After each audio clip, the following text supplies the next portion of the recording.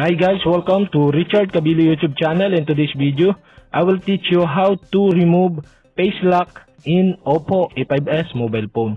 So okay guys, but before we start, kindly subscribe to my YouTube channel by pressing the subscribe button and the bell to notify you if I have new video. So okay guys, let's start. All you have to do is go to setting in your Oppo A5s mobile phone.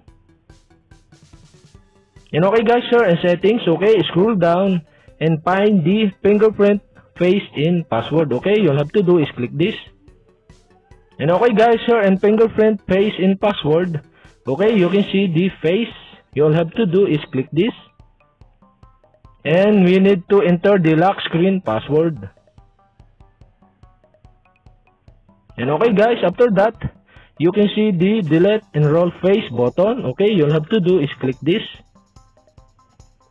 And the pop-up below are show and you can see the delete enroll face. Okay, you'll have to do is click this. And okay guys, we have successfully removed the face lock in your Oppo A5s mobile phone. And okay guys, if you have a question, kindly comment below. And don't forget to hit the subscribe button and the bell to notify you if I have new videos. Okay guys, thank you for watching.